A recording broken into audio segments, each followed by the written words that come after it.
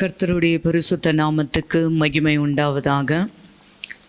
கர்த்தரும் இரட்சகரும் மீட்பருமாய் இருக்கிற ஆண்டவராகிய இயேசு கிறிஸ்துவின் நாமத்தினாலே யாவருக்கும் அன்பின் வாழ்த்துக்களை தெரிவித்துக் கொள்கிறோம். வேதத்திலிருந்து ஒரு வசனத்தை நாம் வாசிக்கலாம். யோசுவாவின் புஸ்தகம் 7ஆம் அதிகாரம் 1 வசனம். இஸ்ரவேல் புத்திரர் சாபத்தீடானதினாலே துரோகம் பண்ணினார்கள். எப்படியெனில், யூதா கோத்திரத்து சேராகுடைய குமாரனாகிய சப்தியின் மகன் கர்மீருக்கு பிறந்த ஆகான் என்பவன் சாபத்தீடானதிலே சிலதை எடுத்து கொண்டான். ஆகையால் இஸ்ரவேல் புத்திரர் மேல் கர்த்தருடைய கோபம் மூண்டது. இங்கே பாவம் செய்தது, இங்கே தவறு செய்தது ஒரு மனுஷன்தான். ஆனால் ஆண்டவர் சொல்லுகிறார், ஒட்டுமொத்த இஸ்ரவேல் புத்திரர் மேலும் அவர் என்ன செய்கிறாரு? கோபம் கொள்கிறார்.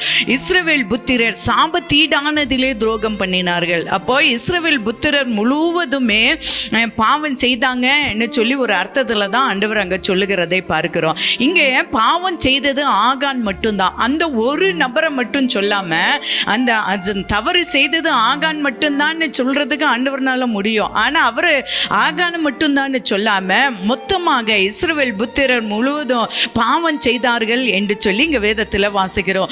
ஒருவன் பாவம் செய்ய ஒட்டுமொத்த இஸ்ரவேல் புத்திரர் துரோகம் பண்ணினார்கள் என்று சொல்ல காரணம் என்ன தெரியுங்களா?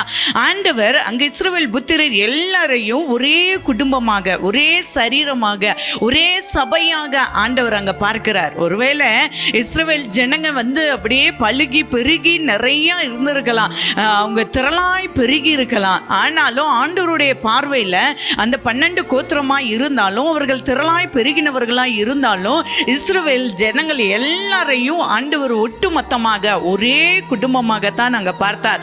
அதனால தான் தவறு செய்தது ஒருத்தன் தான், பாவம் செய்தது ஒருத்தன் தான். ஆனா ஆண்டவர் சொல்றார், இஸ்ரவேல் புத்திரர் என்ன செஞ்சாங்க? சாபத்தீடானதிலே துரோகம் பண்ணினார்கள். அவங்க எனக்கு துரோகம் பண்ணாங்க, ஆகான் துரோகம் பண்ணா என்று சொல்லாம இஸ்ரவேல் புத்திரர் துரோகம் பண்ணினார்கள் என்று சொல்லி இங்க சொல்லுகிறதை பார்க்கிறோம். உதாரணத்துக்கு ஒரு சபையில் ஒரு விசுவாசியோ ஒரு ஊழியக்காரரோ ஏதோ ஒரு தவறு செய்யும் பொழுது அங்கே என்ன சொல்லுவாங்க? அந்த தெரிஞ்சவங்கெல்லாம் என்ன சொல்லுவாங்க? அந்த சபை பேர் சொல்லி, அந்த சபையில் இருக்கிறாரு அந்த பாஸ்டர், அந்த சபையில் இருக்காரு அந்த விசுவாசி. அப்போ அந்த ஒட்டுமொத்த சபையாருடைய பேரும் என்ன செய்து? ஒட்டுமொத்த சபையினுடைய பேரு தான் அங்கே கெடும். அப்போ அந்த சபையினுடைய பேரை தான் இந்த இடத்துல என்ன செய்கிறாங்க? யூஸ் பண்ணுறதா நம்ம பார்க்கிறோம். அந்த ஒரு நபரை மட்டும் சொல்லாம என்ன செய்யறாங்க? ஒட்டுமொத்தமா அந்த ஊழியத்துல, ஏன்னா அநேக விசுவாசிகள் சேர்ந்தது தானே சபை. அப்போ எல்லா ஜனங்களும் அந்த 12 கோத்திரமும் சேர்ந்தது தான். திரளாய் பெருகி இருக்கலாம், திரளாய் பெருகி இருந்தாலும் தேவன் எப்படி இஸ்ரவேல் புத்திரர் என்கிறதான ஒரு பார்வையில தான் பார்க்கிறாரு. இங்கேயும் அப்படித்தான். ஒரு சபையில ஒருத்தர் தவறு செய்யும் பொழுது அந்த சபையினுடைய பேரை தான் என்ன செய்யும்? கெடும். ஒரு ஊழியர் தவறும் பொழுது அந்த சபையினுடைய பேரு தான் என்ன செய்யும்? அங்க கெட்டு போகிறதை பார்க்கிறோம். ஆண்டவர் ஒட்டுமொத்த யார் பார்க்கிறாரு? ஒரு சபையாகவே அந்த இஸ்ரவேல் ஜனங்களை அவர் பார்க்கிறதை நம்ம பார்க்கிறோம். அருமையான தேவ பிள்ளைகளே, தவறு செய்தது ஒருத்தர் தான். குடும்பத்துல கூட யாராவது ஒருத்தர் தப்பு பண்ணிட்டாங்கன்னா என்ன சொல்லுவாங்க? குடும்பத்துல அந்த தலைவருடைய பேரை சொல்லி, இல்ல அந்த தலைவி பேரை சொல்லி, அந்த வீட்டுல இருக்கிறதான அந்த பொண்ணு இல்ல அந்த பையன் இல்ல அந்த அம்மா இப்படி பண்ணிட்டாங்கன்னு சொல்லி தான் என்ன செய்வாங்க? அப்போ ஒட்டுமொத்த குடும்பத்தினுடைய பேரே அங்க என்ன செய்யும்? பாதிக்கப்படுகிறதை பார்க்கிறோம். அருமையான தேவ பிள்ளைகளே, ஆதியாகம புஸ்தகம் 3ஆம் அதிகாரம் 6ஆம் வசனத்துல அங்க ஆதாம் செய்ததான ஒரு தவறு, ஆதாம் ஏவாள் செய்ததான பாவத்தினால ஒட்டுமொத்த சந்ததியும் என்னது? பாவம் செய்து பாதிக்கப்பட்டது என்று சொல்லி தான் நம்ம பார்க்கிறோம். தவறு செய்தது அங்க யாரு? அங்க பாவம் செய்தது ஆதாம் ஏவாள் மட்டும்தான். செய்யக்கூடாத பாவத்தை, ஆண்டவர் சொன்ன காரியத்துக்கு கீழ்ப்படியாமல் போனது ஆதாம் ஏவாள் மட்டும்தான். ஆனா ஒட்டுமொத்த உலகமும் அங்க என்னது? பாவத்துக்குள்ளாங்க போகிறதை பார்க்கிறோம். இங்கு ஆகான் செய்த பாவம் ஒட்டுமொத்த இஸ்ரவேல் புத்திரர் துரோகம் பண்ணினார்கள் என்று சொல்லி ஆண்டவர் சொல்லுகிறதை பார்க்கிறோம். ஒரு செத்த பரிமள தைலம் முழுவதையும் எப்படி நார பண்ணுகிறதோ அப்படியே என்ன செய்யறாங்க? ஒவ்வொரு மனுஷனுடைய உள்ளத்திலையும் ஒவ்வொரு காரியமா இருந்தாலும் அவனுடைய ஆவிக்குரிய ஜீவத்தை அவன் பாதிக்கிறதாக நம்ம என்ன செய்யறோம்? பார்க்கிறோம். இங்க ஒருவருடைய பாவத்தினால, யாரு? ஆகான் செய்த ஒரு மனுஷனுடைய பாவத்தினால 36 6 பேர் சாக வேண்டியதா இருந்தது பாருங்க. துரோகம் பண்ணினார்கள் என்றால் என்னது? நாம் கூடவே இருந்து நம்மோடு கூட நல்லா பழகினவங்க என்ன செய்றாங்க? நல்லா பழகினவங்க நல்லா நம்ம குடும்பத்துல ஒருத்தரா இருப்பாங்க. நம்மளுக்கு தெரியாம ஒரு காரியத்தை செஞ்சுட்டாங்கன்னு வைங்க, நம்மளுக்கு தெரியாம ஐயோ நம்ம கூடவே இருந்து நம்மள முதுகுல குத்திட்டானே, அதுதான் துரோகம் இல்லையா? இப்ப தேவனோடு கூட தான் இந்த ஜனங்க இருக்கிறாங்க. யோசுவா போய் சொல்றாரு, நீங்க என்ன செய்யணும்? எரிகோவில் இருக்கிறதானே அந்த ஆய பட்டணத்துல போகும்பொழுது எந்த காரியத்தையும் எடுக்க கூடாது. ஏன்னா அது தீட்டானது, அது சாப தீடானது. அதை எதுவுமே என்ன செய்யக்கூடாது, எடுக்க கூடாதுன்னு சொல்லி இஸ்ரவேல் ஜனங்களுக்கு நீ சொல்லி உங்களை பரிசுத்தப்படுத்து என்ன சொல்லி ஆண்டவர் சொன்ன பின்னாலேயும் இந்த ஆகான் என்ன செய்யறான் பாருங்க, அங்க இருக்கிறதான பொருட்கள் மேல ஆசை வைக்கிறான். அருமையான தேவ பிள்ளைகளே, நாம இப்படிதான் ஒரு சில காரியங்களை நம்முடைய உள்ளத்துல இருந்தாலும் அநேக காரியங்களை விட்டுட்டே வந்திருப்போம். அநேக காரியங்களை பல நாட்கள் தேவனுக்கு இது பிரியம் இல்லை, ஐயோ தேவன் கோபப்படுவார், ஐயோ என் மேல தேவன் என்னால தேவன் சங்கடப்படுவார், அவர் கண்ணீர் வடிப்பாருன்னு சொல்லிட்டு அநேக சமயத்துல என்ன செய்வோம், அப்படியே பெரிய பெரிய பாவங்களெல்லாம் ஒவ்வொரு நாளும் ஆராய்ஞ்சு பார்த்து அப்படியே விட்டுட்டே வந்திருப்போம். ஆனா ஒரு சில காரியங்களை பார்த்தீங்கன்னா உள்ளத்துல இருக்கும். ஒரு சின்ன காரியம், ஒரு சின்ன இச்சை, இல்ல சின்ன ஆசை, இல்ல தேவனுக்கு பிரியமில்லாத காரியங்கள் இருக்கும். தேவன் உணர்த்தியும் அதை என்ன செய்ய மாட்டோம், அநேக சமயத்துல விட முடியாத ஒரு சூழ்நிலையா இருக்கும். இங்க பாத்தீங்கன்னா இஸ்ரவேல் ஜனங்க என்ன செஞ்சாங்க? துரோகம் பண்ணினாங்க. ஏன்னா தேவனோடு கூட இருந்ததான ஜனங்க, அந்த தேவன் எப்படியெல்லாம் நடத்திட்டு வந்தாரு இல்லைங்களா? ஒரு தகப்பனை போல இஸ்ரவேல் ஜனங்களை என்ன செஞ்சாரு? சுமந்து வந்தாரு. உணவு கொடுத்தவர், அவர் வானத்தின் மன்னாவினால இஸ்ரவேல் ஜனங்களை போஷித்தார். அவங்க என்ன செஞ்சாங்க? 400 வருஷம் அவங்க அந்த இருந்ததான அந்த வனாந்திர யாத்திரையில என்ன செஞ்சாங்க? ஒரு நாள் அவங்க ஆகாரத்தை அவங்க சமைக்கவே இல்லை. அப்படி அந்த வனாந்திர யாத்திரையில தேவனே கூட இருந்து வானத்தின் மன்னாவினால அவர்கள் என்ன செஞ்சாங்க? தேவனால போஷிக்கப்பட்டாங்க. அவங்களோட உடை பார்த்தீங்கன்னா வஸ்திரங்கள் அவங்க கிழிந்து போகவே இல்லை. எப்படி சின்ன வயசுல போட்டு வந்ததான வஸ்திரங்கள் அவங்க 40 வருஷம் ஆன பின்னாலும் அவங்க என்னது அப்படியே வளர்ந்து கொண்டே இருந்தது. அப்படி தேவன் அற்புத விதமாய் நடத்தினார். அவங்களுடைய காலில் இருக்கிறதான பாத ரட்சணைகள் கூட என்னது தேய்ந்து போகாமல் அப்படிலாம் வளர பண்ணினாரு. அப்படிலாம் நடத்தி வந்ததான அந்த தேவனுக்கு இந்த ஜனங்க என்ன செஞ்சாங்களா? துரோகம் பண்ணினாங்களா? ஒரு இடத்துல பார்த்தீங்கன்னா குடிக்க தண்ணீர் இல்லை ஆண்டவரேன்னு சொல்லி முணுமுணுக்கிறாங்க. மோசேக்கு விரோதமாய் பேசுறாங்க. ஆண்டவர் என்ன செஞ்சாரு? கண்மலையிலிருந்து தண்ணியை உண்டாக்கி தந்தார் அல்லவா? அப்படியெல்லாம் தேவன் நடத்திட்டு வந்தாரு. அங்க போய் கேஸ் இல்லையே, ஐயோ சமைக்கணுமே, பாத்திரம் இல்லையே, செலவில்லையே என்று சொல்ற கவலையே இல்லை. தேவன் 40 வருஷமாய் அந்த இஸ்ரவேல் ஜனங்களை அப்படிலாம் அற்புத விதமாய் நடத்தி வந்ததான அந்த தேவனுக்கு ஐயோ அதெல்லாம் நடத்திட்டு வந்தாரு, என் தேவைகளை சந்திக்க மாட்டாரா? இந்த பாபிலோன் சால்வையை தரமாட்டாரா? இல்ல வெள்ளி பாத்திரத்தை தரமாட்டாரா? இப்படி அந்த ஆகான் என்ன செஞ்சான்? தேவனுக்கு விரோதமா, தேவனுக்கு தெரியாது, நம்ம எடுக்கிறது யாருக்குமே தெரியாது என்று சொல்லிதான் அவன் என்ன செஞ்சான்? அந்த துரோகத்தையே பண்ணினான், அந்த பொருளையே திருடி வைத்தான் என்று சொல்லி நம்ம வேதத்துல வாசிக்கிறோம். அருமையான தேவ பிள்ளைகளே, யாருக்கு வேணாலும் மறைக்கலாம், ஆனா தேவனுக்கு முன்பாக மறைவான காரியங்கள் ஒன்றுமே இல்லை இல்லைங்களா? நம்ம செய்யற பாவம், நம்ம செய்யற தவறு, நம்ம செஞ்ச துரோகம் ஒருவேளை வீட்டில் இருக்கிறதான நபர்களுக்கு தெரியாம இருக்கலாம், ஒருவேளை சபையில தெரியாமல் இருக்கலாம், கூடவே இருந்திருந்தாலும் கூட தெரியாம இருந்திருக்கலாம். ஆனா தேவனுக்கு மறைவான காரியங்கள் ஒன்றுமே இல்லை. இங்க பார்க்கிறோம், அவங்க என்ன செய்யறாங்க? அந்த அற்பமான காரியத்துக்காக கீழ்ப்படியாம தேவனை வேதனைப்படுத்தினார்கள். அந்த வேதனையின் உச்சம் தான் துரோகம் பண்ணினார்கள் என்று சொல்லி ஆண்டவர் சொல்லுகிறதை பார்க்கிறோம். இங்க முதலாவது யூதா கோத்திரத்தை பத்தி பார்க்கிறோம். ஆண்டவர் சொல்லுகிறார் இல்லையா, 7ஆம் அதிகாரம் முதல் வசனத்துல, இஸ்ரவேல் புத்திரர் சாபத்தீடானதிலே துரோகம் பண்ணினார்கள். எப்படி எனில் யூதா கோத்திரத்தில். ஆண்டவர் சொல்லும்போது எப்படி, எந்த கோத்திரம், யாருடைய பிள்ளை, யாருடைய பேரன், இப்படி எல்லாம் சொல்லித்தான் அவன் இன்னாருடைய மகன் தான் பாவம் செஞ்சதுன்னு சொல்லி சொல்லுகிறத நம்ம அங்க பார்க்கிறோம். அப்போ அந்த இடத்துல நம்ம பார்க்கும் பொழுது யூதா கோத்திரத்துல சேராகினுடைய குமாரனாகிய சப்தி என்று சொல்லி பார்க்கிறோம். யூதா கோத்திரம் என்றாலே இப்போது யூதா என்றாலே இப்போது துதிப்பேன் என்று சொல்லி அன்றைக்கு என்ன செஞ்சாங்க? லேயாள் தன்னுடைய 4வது குமாரனுக்கு பெயர் வைத்ததை பார்க்கிறோம்.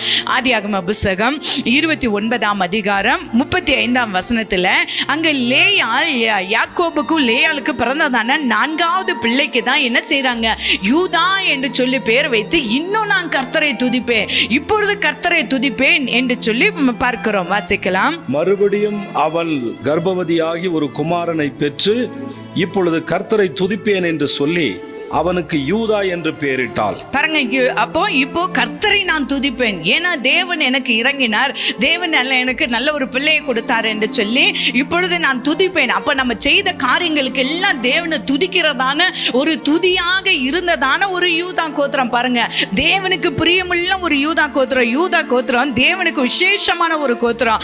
ஏன்னா ஆசாரிப்பு கூடாரத்துக்கு நேராக அவங்க என்ன செய்வாங்க, முதலாவது துதிக்கிறதான யூதா கோத்திரம் தான் அந்த ஆசாரிப்பு கூடார வாசல்ல என்ன செய்வாங்க, நிப்பாங்க. அன்னைக்கு ஆசாரிப்பு கூடாரத்தை சுற்றி ஜனங்க என்ன செஞ்சாங்க, பாளையம் இறங்கி இருந்தாங்க. ஆசாரிப்பு கூடார வாசல்ல இருந்து எக்காலம் ஊதும் பொழுதே ஜனங்க பாளையத்திலிருந்து அப்படியே குடும்பமாய் கோத்திரமாய் புறப்பட்டு வந்தாங்க.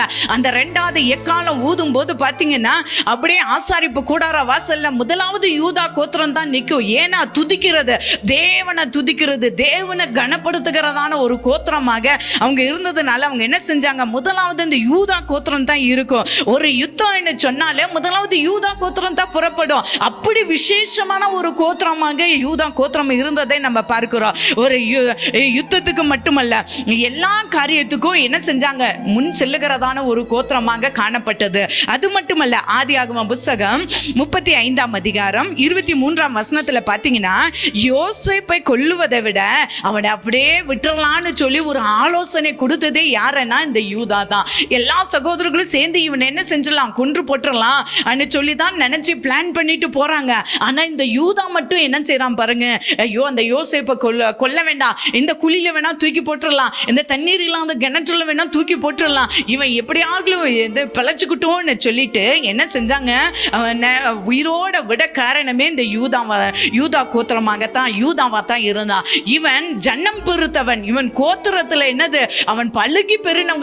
யூதா கோத்திரம் அப்படி பார்த்தீங்கன்னா 74,600 பேராங்க இருந்தாங்களா அவங்க கோத்திரத்தில் மட்டும். யூதா கோத்திரத்தில் மட்டும் அவ்வளோ ஜனங்க என்ன இருந்தாங்க, பெருகி இருந்தாங்க. துதிக்கிறவர்கள், ஜெபிக்கிறவர்கள் எப்படி இருந்தாங்க, பெருகி இருந்தாங்கன்னு சொல்லி பார்க்கிறோம். அது மட்டுமல்ல, கானானியரை எதிர்த்து யுத்தம் பண்ணுகிறதுல முதலாக இந்த யூதா கோத்திரம் தான் புறப்பட்டாங்க. நியாயாதிபதிகளின் புஸ்தகம் 1ஆம் அதிகாரம் 2ஆம் வசனத்தை வாசிங்க. நியாயாதிபதிகளின் புஸ்தகம் 1ஆம் அதிகாரம் 2ஆம் வசனத்துல அங்கே அந்த ஒரு யுத்தத்துக்கு போகும் பொழுது கானானியரை, அதற்கு கர்த்தர் யூதா எழுந்து புறப்பட கடவன், இதோ அந்த தேசத்தை அவன் கையில் ஒப்பு கொடுத்தேன் என்றார். பாருங்க, யூதா கோத்திரம் ஒரு தேவனை துதிக்கிற ஜனமாய் இருந்தாலும் அவர்கள் அந்த கோத்திரத்துல, அந்த குடும்பத்துல ஒருவன் பாவம் செய்தது தேவனுக்கு தாங்க முடியாத ஒரு வேதனையா இருந்தது. யூதா கோத்திரம் தான் யுத்தத்துக்கு போனாலும் முன்னால தான் போகணும், ஒரு ஆசாரிப்பு கூடாரமா முன்னால தான் இருக்கணும், இப்படி எல்லாம் இருந்தாலும் ஆனா அந்த கோத்திரத்துல ஒருத்தன் பாவம் செஞ்சுட்டானே, அதுதான் ஆண்டவனால என்ன செய்ய முடியல, தாங்க முடியல. ஐயோ, துதிக்கிறதான ஜனம் இப்படி ஒரு பாவம் செஞ்சிருச்சே, அந்த கோத்திரத்திலிருந்து ஒருவன் பாவம் செஞ்சிட்டானேன்றதான அந்த துக்கம் ஆண்டவருக்கு என்ன செய்யல, தாங்க முடியாத ஒரு வேதனையா இருந்து அநேக சமயத்துல சபையிலோ குடும்பத்திலேயோ இல்ல ஜெபிக்கிறவர்களோ நன்றாய் தேவனை ஆராதிக்கிறவர்களோ இல்ல நல்லா வேதத்தை வாசி நல்லா முன்மாதிரியா இருக்கிறவங்களோ சாட்சியாக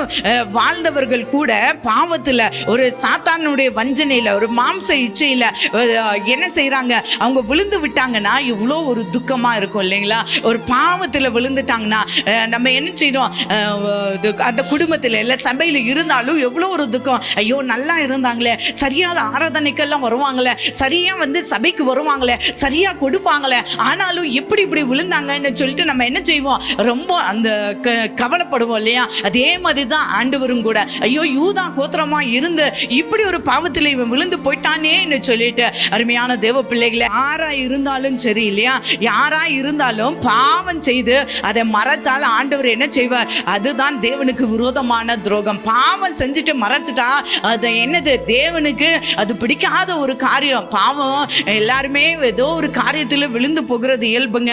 ஆனா தேவ சமூகத்துக்கு என்ன செஞ்சிடணும், வந்துடணும், தேவ சமூகத்துல சொல்லிடணும், ஆண்டவரே எப்படிப்பட்ட ஒரு பாவத்துல விழுந்துட்டு ஆண்டவரை, இப்படி ஒரு பாவம் செஞ்சுட்டு ஆண்டவரை. பாருங்க, ஆண்டவரே சொல்ற மாதிரி சொல்ற வரைக்கும் இவன் என்ன செஞ்சான், தன்னுடைய பாவத்துல அப்படியே இருந்தானே தவிர ஒரு நாளும் என்ன செய்யல, ஐயோ செஞ்சது நான் தான், பாவம் செஞ்சுட்டேன், இந்த 36 பேர் சாகிறதுக்கு நான் தான் காரணமாயிட்டேன்னு சொல்லி அந்த குற்ற உணர்வு கொஞ்சம் கூட யாருக்கு இல்லை? இந்த ஆகானுக்கு இல்லை பாருங்க. அதனால தான் ஆண்டவர் என்ன செஞ்சாரு, இந்த ஆண்டவரே யோசுவா கிட்ட சொல்றாரு.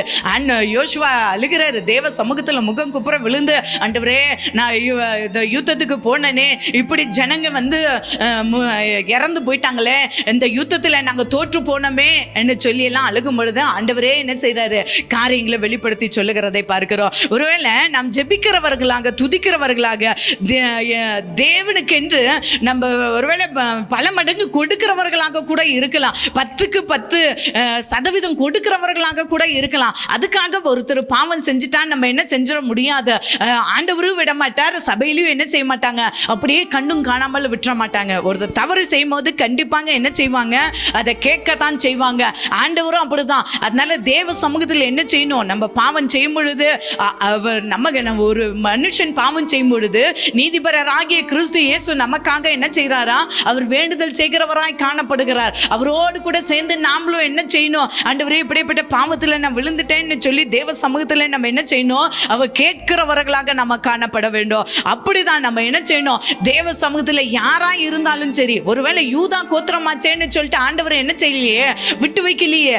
யூதா கோத்திரத்தை போய் ஐயோ எப்பவுமே துதிக்கிறவங்க இன்னைக்கு ஒரு நாள் தானே பாவம் செஞ்சுட்டாங்க, இன்னைக்கு ஒரு நாள் தானே இப்படி பண்ணிட்டாங்கன்னு சொல்லிட்டு ஆண்டவர் என்ன செய்யல, விட்டு வைக்கல. யாரா இருந்தாலும் சரி, நம்ம தவறு செய்கிறவர்கள், நம்ம பாவம் செய்கிறவர்கள் யாரா இருந்தாலும், எப்படியாப்பட்டதான ஒரு பரிசுத்தவான்களா இருந்தாலும் சரி, நம்ம தவறு செய்யும் பொழுது கர்த்தர் நிச்சயமாக என்ன செய்வார், அதுக்குண்டான தண்டனையை தேவன் நிச்சயமாக தருவார். தாவீது கூட பாருங்க, அவர் உரியாவின் மனைவியின் இடத்துல பாவம் செய்யும் பொழுது அந்த பாவம் என்னது, தாவீதுக்கு ஒரு பெரிய பாவமாவே தெரியல, யாருக்குமே தெரியாதுன்னு நினைச்சு என்ன செஞ்சான், உரியாவினுடைய கரத்திலேயே அவன் நிருபத்தை கொடுத்து அனுப்பி யோவாபின் இடத்துல கொடு என்று சொல்லி அனுப்புகிறதை பார்க்கிறோம். யோவாப் அந்த உரியாவை என்ன செய்யறாரு, போர் முகத்துல முன்னால நிக்க வச்சு அந்த உரியாவை கொன்று போட்டதையும், உரியாவின் மனைவி அதுக்கப்புறம் என்னது தாவீது என்ன செய்யறாரு, திருமணம் முடிக்கிறத பார்க்கிறோம். ஒருவேளை தாவீது நினைச்சிருக்கலாம், மற்றவங்க எல்லாம் நினைச்சிருக்கலாம், இந்த உரியா இறந்ததுனால தான் அந்த உரியாவுடைய மனைவிய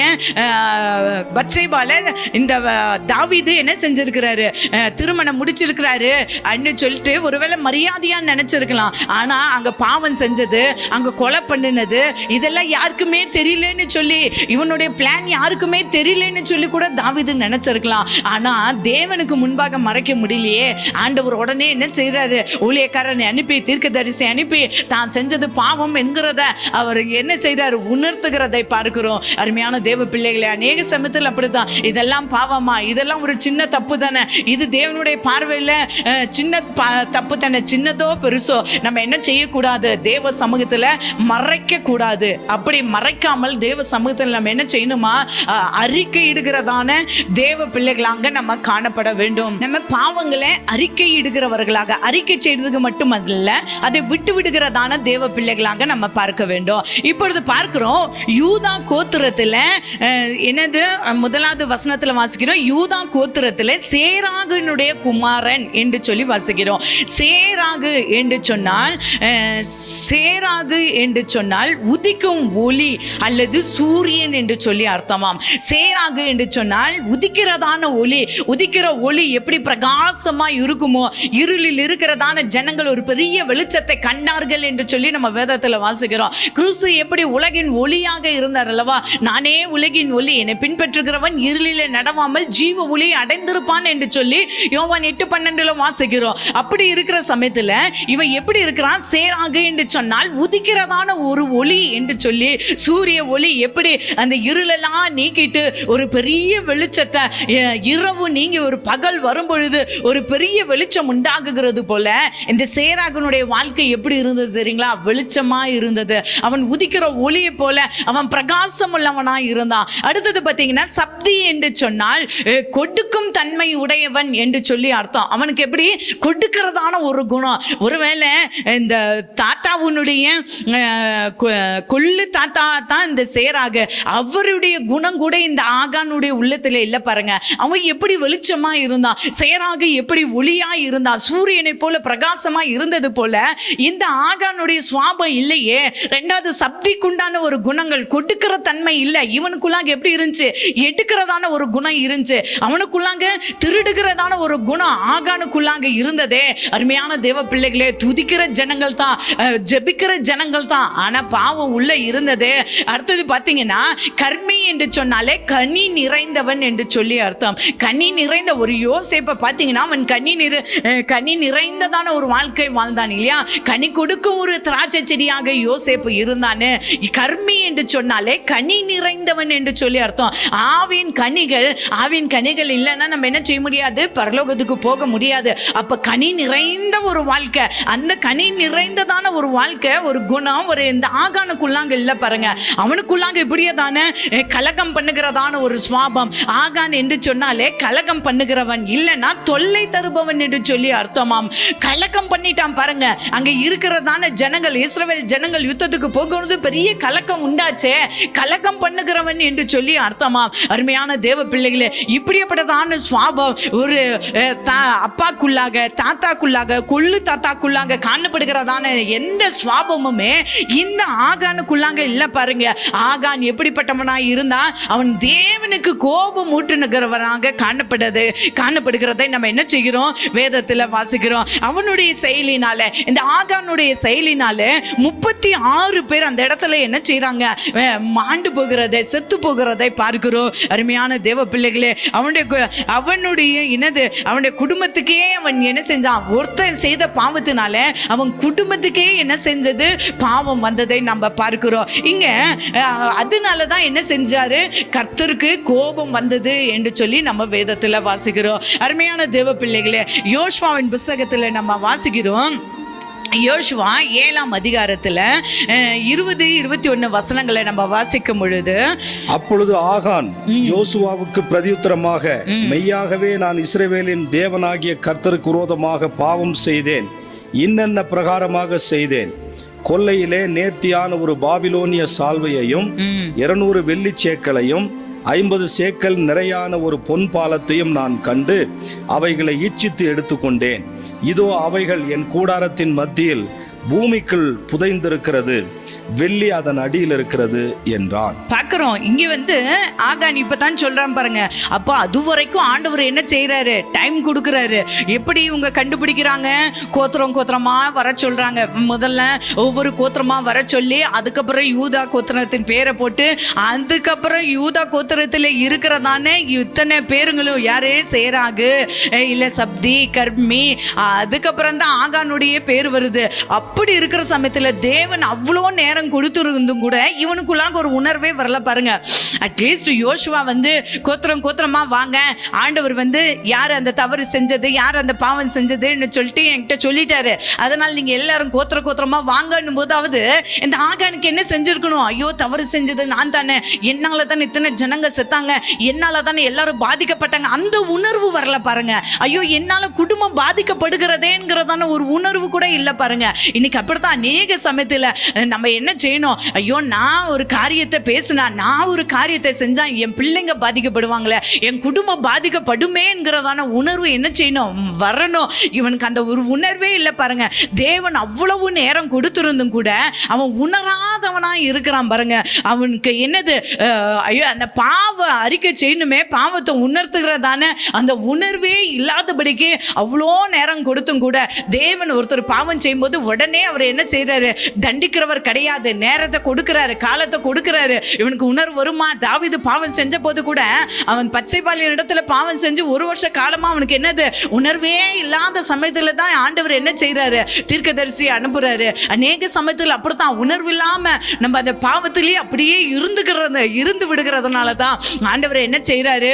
அவர் கோபப்படுகிறதான தேவனாய் இருக்கிறார். எந்த மனுஷனும் ஒரு பாவம் செய்யும் போது ஆண்டவர் என்ன செய்யறாரு? அவர் நேரத்தை கொடுக்கிறாரு. கொடுக்கிறாரு, அவர் காலத்தை கொடுக்கிறாரு. அந்த நேரத்தை கொடுத்தும் கூட என்ன செய்யல, அந்த ஒரு உணராதவனாக அந்த ஆகான் காணப்பட்டான் என்று சொல்லி நம்ம வேதத்துல வாசிக்கிறோம். அப்படி பார்க்கும் பொழுது இந்த ஆகான் கூப்பிட்டு என்ன, அதுக்கப்புறம் தான் ஆகானுடைய பேர் வரும் பொழுது ஆகான் இடத்துல யோசுவா கேட்கிறாரு.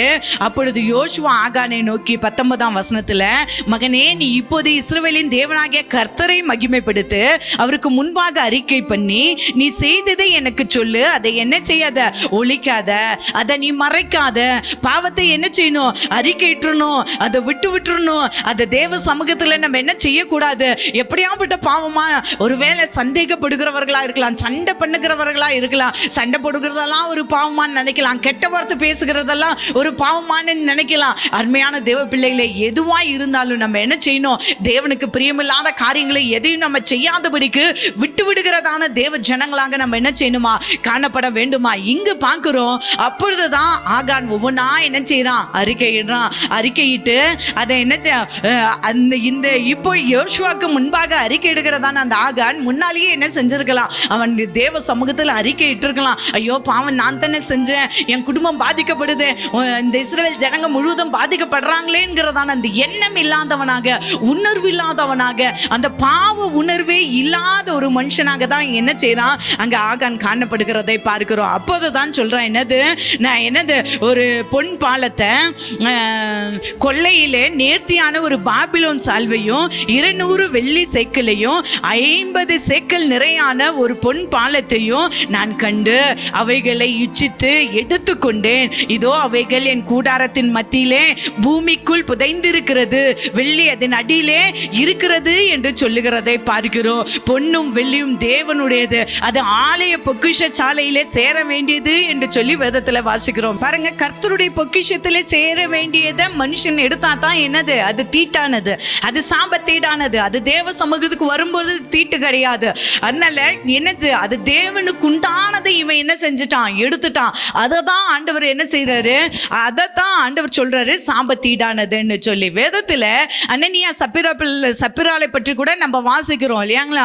அப்போஸ்தலர்கள் எழுதினதான நிருபத்துல 5ஆம் அதிகாரத்துல வாசிக்கும் பொழுது அங்க என்ன செஞ்சாங்க, தேவனுக்கு உண்டான காரியத்துல அங்க அப்போஸ்தலர் கேட்கல, நீங்க கண்டிப்பா அந்த நிலத்தை வித்து எடுத்துட்டு வந்து கொடுக்கணும்னு சொல்லி அவங்க சொல்லவும் கிடையாது. இவங்களாம் என்ன செய்யறாங்க, ஒரு தீர்மானம் பண்ணி, சரி நம்மளும் என்ன செய்யலாம், நம்மளுக்கு உண்டானதெல்லாம் விற்று தேவ சமூகத்துல கொடுக்கலாம்னு சொல்லி இவங்களாம் தீர்மானம் தான், இவங்களாம் பொருத்தனை தான். அப்ப அதை தேவ சமூகத்துல வர வேண்டியதான அந்த பணத்தை அவங்க வஞ்சித்ததுனால தான் தேவன் அங்க என்ன செஞ்சாரு, அங்க அடித்தாரு, அங்க செத்து போனாங்கன்னு சொல்லி பார்க்கிறோம். அப்போ தேவ சமூகத்துக்கு வர வேண்டியதான ஒரு பொருளை, தேவ சமூகத்துக்கு வர வேண்டியதான காணிக்கைய, தேவ சமூகத்துல கொடுக்க வேண்டியதான நேரத்தை அதை நாம எடுத்தோம்னா அது என்னது, சாபத்தீடான காரியம் என்று சொல்லி வேதத்துல வாசிக்கிறோம். அப்போ தேவனுக்குரியதை நம்ம என்ன செய்யணும், தேவ சமூகத்துல கொடுக்கணும். அதை ஒரு நாளும் என்ன செய்யக்கூடாது, வஞ்சித்து வைக்க கூடாது.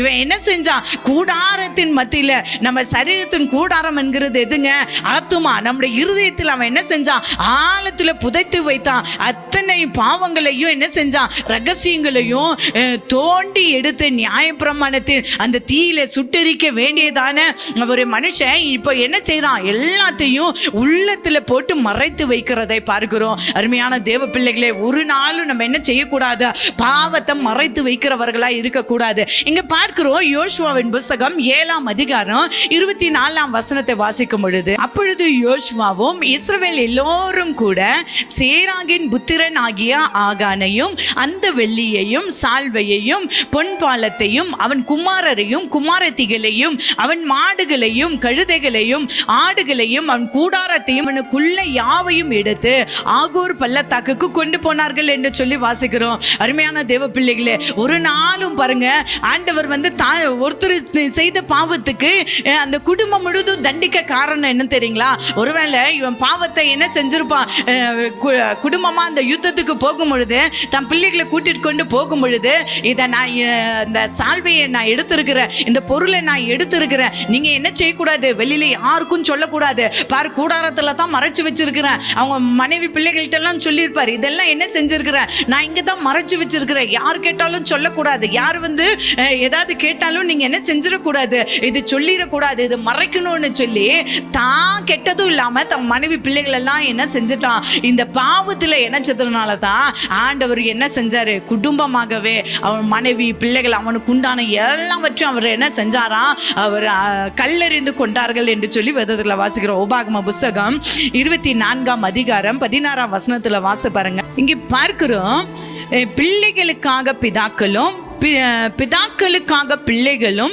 கொலை செய்யப்பட வேண்டாம் என்று சொல்லி வேதத்துல வாசிக்கிறோம். அப்போ நம்ம என்ன செய்யக்கூடாது, ஒரு தகப்பன் பாவம் செஞ்சா தகப்பனை தான் கொல்லணுமே தவிர அதுக்காக பிள்ளைகளை இழுக்க கூடாதுன்னு சொல்லி ஆண்டவர் ஏற்கனவே பிரமாணத்தை கொடுத்துட்டாரு. அப்போ இங்க ஏன் ஒட்டுமொத்த குடும்பமும் பாதிக்கப்படுறாங்கன்னா, குடும்பமாகவே அவங்க என்ன செஞ்சாங்க, பாவத்தை மறைச்சாங்க. ஒருவேளை யோசுவா அந்த ஒவ்வொரு கோத்திரத்தையும் கொண்டு வந்து லைன்ல நிக்க வைக்கும் பொழுது அப்பவாது இந்த குடும்பத்தில் இருக்கிறவங்க என்ன செஞ்சிருக்கலாம், சொல்லியிருக்கலாம், இந்த ஆகானுக்கு சொல்லியிருக்கலாம், நீங்க போய் இந்த பாவத்தை ஒத்துக்குங்க, இந்த நீங்க தான் இதை மறைச்சு வச்சிருக்கீங்கன்னு சொல்லுங்க, இல்லைன்னா நானாவது சொல்றேன்னு சொல்லி உங்க குடும்பத்தில் இருக்கிறதான மனைவியோ பிள்ளையோ யார் வேணாலும் என்ன செஞ்சிருக்கலாம், வந்து சொல்லியிருக்கலாம். ஆனா அந்த பாவத்தை குடும்பமா மறைச்சதுனால தான் என்ன செய்யறாங்க, ஒட்டுமொத்த ஜனங்களும் அங்க சாகுறதை பார்க்கிறோம். அருமையான தேவ பிள்ளைகளே, குடும்பத்துல ஒருத்தர் நம்ம பாவம் செஞ்சாலும் சபையில பாவம் செஞ்சாலும் என்னது பாதிக்கப்படுகிறது, அந்த சபையோ குடும்பம் முழுவதும் தான் பாதிக்கப்படும். அருமையான தேவ பிள்ளைகளே, நம்ம எதை செய்தாலும் தேவனுடைய நாம மகிமைக்காகவே செய்யணுமே தவிர, எதுவாய் இருந்தாலும் தேவ சமூகத்துல நம்ம அறிக்கை செய்யணுமே, விட்டு விடணுமே தவிர ஒரு நாளும் அதை என்ன செஞ்சிடக்கூடாது. நம்ம பாவத்தை மறைக்கங்க அது பிளாக்மெயில் பண்ணுவான் பிசாசும் சரி மனுஷனும் சரி. உன்னை பத்தி தெரியாதா, நீ இப்படி செஞ்சுத்தானே அப்படி செஞ்சுத்தானேன்னு சொல்லி நம்மளை பிளாக்மெயில் பண்ற மாதிரி நம்மளை வாழ்க்கை வச்சிடக்கூடாது. தேவ சமூகத்துல நம்ம அறிக்கை இடுவோம். நம்மனால நம்முடைய குடும்பம் பாதிக்கப்படாம, சபைகள் பாதிக்கப்படாம நம்ம என்ன செய்வோம், பாதுகாப்போம். கர்த்தர் அப்படி நம்முடைய பாவங்களெல்லாம் மன்னித்து நம்மளை தேவ பிள்ளையாகவே முற்றிலுமாக நடத்தும்படியாக நம்ம தேவ சமூகத்தில் ஒப்பு கொடுப்போமா. கர்த்தர் தாமே இந்த வார்த்தைகளை ஆசீர்வதிப்பாராக. கண்களை மூடி நம்ம ஜெபம் பண்ணுவோம். நல்ல பிதாவே, சோத்திரிக்கிறோம். பாவங்களை அறிக்கை செய்து விட்டு விடுகிறவன் இரக்கம் பெறுவான் என்று சொல்லி வாசிக்கிறோமே, அப்படி நாங்களும் இரக்கத்தை பெற்றுக்கொள்ளணுமே ஆண்டவரே. ஒரு நாளும் பாவத்தை மறைத்து வைக்க கூடாது. என் உள்ளத்துல மறைந்து இருக்கிற பாவம் வெளியில யாருக்கும் தெரியாம இருக்கலாம் ஆண்டவரே, ஆனால் உமக்கு மறைவான காரியங்கள் ஒன்றுமே இல்லையே. தயவு கூர்ந்து மன்னிங்கப்பா. இந்த வார்த்தைகளை கேட்டுக்கொண்டு இருக்கிறதான ஒவ்வொரு பிள்ளைகளையும் மன்னித்து என் தேவனே உடைய ரத்தத்தினால நிரப்புங்க. ரத்தத்தினால கழுவி சுத்திகரிக்கிற தயவுக்கா நன்றி. உடைய கரத்தில் அர்ப்பணிக்கிறோம் இயேசுவின் நாமத்தினால் பிதாவே, ஆமென். கர்த்ததாமே உங்களை ஆசீர்வதிப்பாராக. God bless you. இந்த நிகழ்ச்சியின் மூலம் நீங்கள் பெற்றுக்கொண்ட ஆசீர்வாதங்கள் மேலும் பலருக்கு கிடைக்க உங்கள் ஊக்கமான ஜெபங்களினாலும் காணிக்கைகளினாலும் நன்கொடைகளினாலும் தாங்குங்கள். உங்கள் காணிக்கைகளை போன்பே, ஜிபே மூலம் செலுத்த வசதிகள் உண்டு. Phone number 9430176645. எங்களுடைய வங்கி கணக்கு எண் pastor Suri Stephen, Canara bank, account number 620100121137. IFSC code CNRB 0016238. Ooty Mary's hill branch. Phone number 9443017645.